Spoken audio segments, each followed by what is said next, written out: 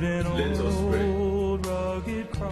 Jesus, our Savior, you that came, you suffered, you passed through trials, tribulation, and difficulties of life, and you decided to give your life for humanity. We thank you for the grace of seeing today being a Good Friday in the calendar of Church Universal. Accept our thanks in Jesus' name. As we go into your word, speak to us, O God, and let the entrance of your word, O God, give us light and freedom. For in Jesus' mighty name we pray. Amen. Today we bless the name of the Lord for being a Good Friday in the calendar of the Church Universal. And as we have started on Sunday, about 6 days ago, that was the beginning of Holy Week. Today is another day that is called Good Friday. 7 things took place today in the calendar of the church. Number 1, today was the day that Jesus passed through trial under Annas. Today also he passed through trial under Sanhedrin, that is council of 70 among the elders. Also he passed through trials under Pilate and under King Herod. Today also was the day that he was condemned to death, and today also he was crucified on the cross. Today is the day of his crucifixion. And lastly, the seventh thing that took place was that the entombment, that is, when he was released to Joseph the Arimathea for burial. But the one that we will be most concerned about is his crucifixion. And so we are considering our text from Matthew chapter 27, verse 19 and verses 22 to 24. While Pilate was sitting on the judgment seat, his wife sent to him and gave him this message: "Don't have anything to do with this innocent man, for I have suffered great deal today in my dream because of him." And verse 22 says, "What shall I do then with Jesus, who is called Christ?" Pilate asked. They all answered, "Crucify him." And Pilate said, "Why? What crime has he committed?" But they shouted aloud, "Crucify him." Then Pilate saw that he was certain to know where, but that instead of uproar started, he took his hand and washed it and said, "I am innocent of this man. I do not have anything to do with his blood." Today, the popular saying that people used to say, "My hands are tied," is different in the history of Jesus' crucifixion. The man Pilate said, "My hands are clean," instead of saying, "My hands are tied," because he had decided not to put his hand in the death of the innocent Christ, innocent Savior, innocent King of Kings, the one who had decided to come and die for the sin of all humanity. It might be that the dream narrated to Pilate by his wife, but at the same time, he might have said that Pilate himself had the knowledge of what the psalmist said in Psalm 105 verse 15, that says, "Do not touch my anointed and do my prophet no harm." He had the knowledge of Old Testament books, whereby he knew that people are instructed not to touch the anointed man of God. It might be because of that Pilate decided to do that. He decided not to have hand in the death of Jesus Christ. In the world of ours, we remember that what is happening in our own contemporary society is the fact that so many people, after they might have seen the power that is big, or the hands of the power that is big is upon them to do wrong, they now say, see, my hands are tied. We have to learn that Jesus at this particular point was a righteous person. He was blameless. He was innocent. He did not commit any evil. Though the people charged him, they plotted against him and they wanted to kill him. But Pilate, as the person that stood as the judge of that day, said, my hands are clean. At this particular point in time, we can now ask ourselves, are our hands clean in so many matters? I'm still coming to that. But let me talk to us about what happened in 1 Samuel chapter 12, verses 3 and 5.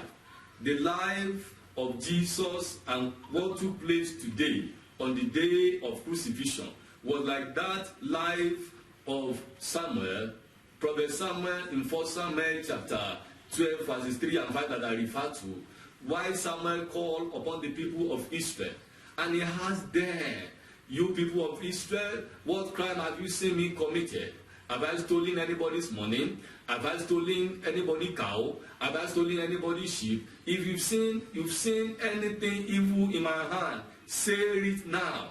And in verses 14 and 15, the whole congregation of the people of Israel said, we saw no offense or offenses in your hand. And in verse 15, Samuel said, before you, God, and the people of Israel, you've seen me as an innocent person. Jesus also was an innocent person. Pilate himself could not see any sin committed by Jesus when they brought so many charges before him. And verse 13 said, then Pilate asked him, don't you hear the testimony they are bringing against you? But Jesus made no reply. This thing really amazed me. Even at the point of death, Jesus did not reply anything. That simply means that Jesus at that particular point in time has seen himself as a clay and saw God as a potter. He believed that whatever the potter feels he should do is what he's going to do to the clay. He now submitted his totality to God. He did not make any complaint. He did not even do anything otherwise. He knew these facts. 1, the clay is powerless before the potter. 2, he knew that clay has no choice. 3, he knew that the clay always surrender. 4, he knew that clay does accept the decision of the potter. And the 5th one, he knew that the clay must always obey the potter, because the potter has all authority. God was the potter, and Jesus stood as the clay. He surrounded all. He submitted all. He left everything for God to just take perfect control. And the lesson we are learning today is, we have so many characters at this event. We talk about Pilate's wife, who did not want her husband to fall. Are we making our people around us to fall today, as husband, as wife? Also, we saw about Pilate, who had all authority to do and undo, but he decided to clean his hand from the blood of the innocent person. Can we now ask ourselves, at any matter, do we involve ourselves in any evil? Or do we even involve ourselves in the death and calamity of the innocent people? These are the questions we must ask ourselves. We should not forget that Isaiah chapter 52, verse 11 says that depart, do not touch unclean thing, you holy person that carry the vessel of the Lord. We Christians are the people of the Lord. We carry the vessel of the Lord, we belong to God, and God is our potter. We should ensure that we do not put our hands in the calamity or problem of the innocent people. We discover that globally we are now suffering from COVID-19. People are suffering, people are wallowing in pains because of coronavirus. It might be that some people's hands might have not been clean, but for you and for me, can we say that our hands are clean in this matter? Did we do what we ought to have done before now?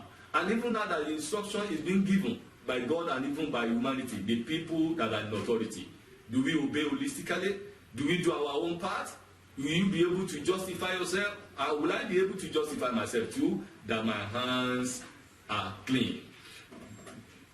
Brethren, as we are celebrating Easter period, and we say today is Good Friday, it might be a bitter and sorrowful Friday for Jesus that day and for the people around him. But because it was the day that changed everything for good for us, if not because he decided to die, we wouldn't have been what we are. We wouldn't have opportunity to become Christian today.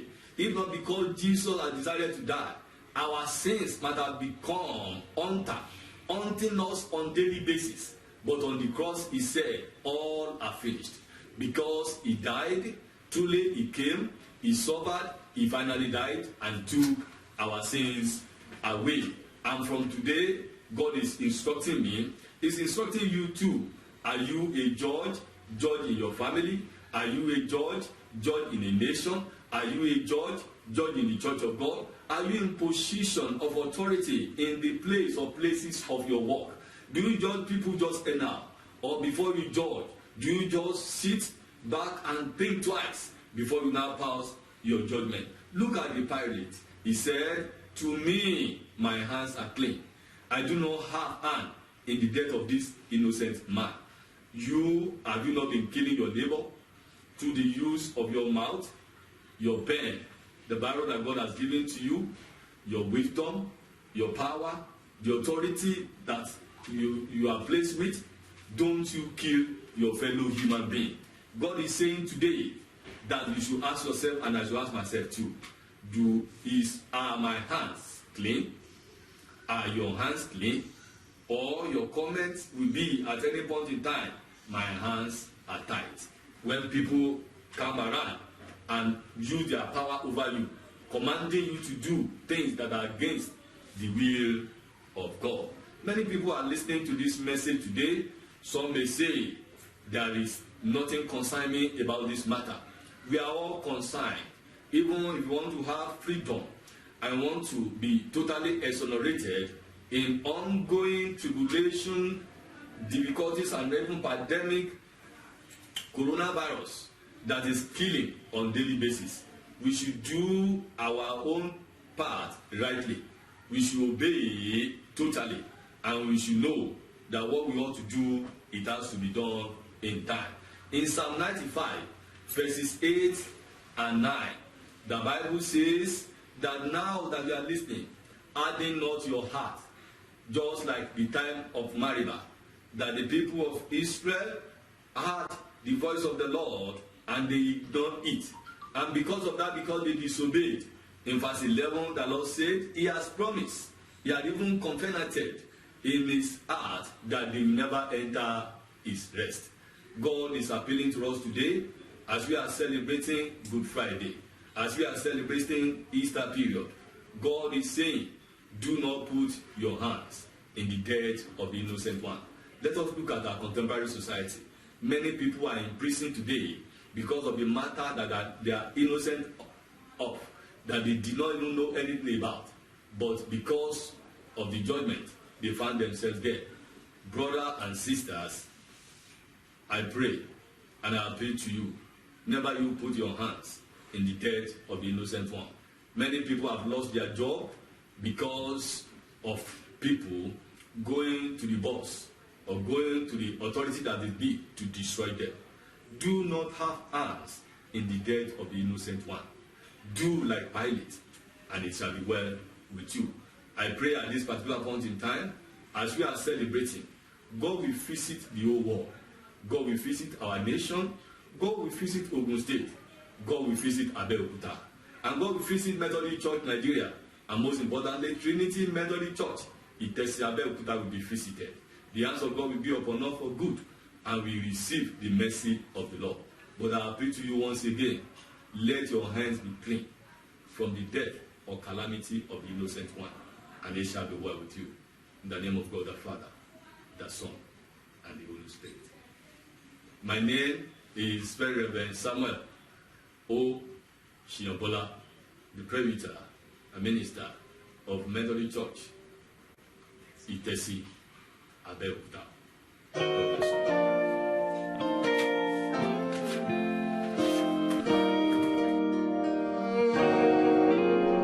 On a hill far away stood an old rugged cross.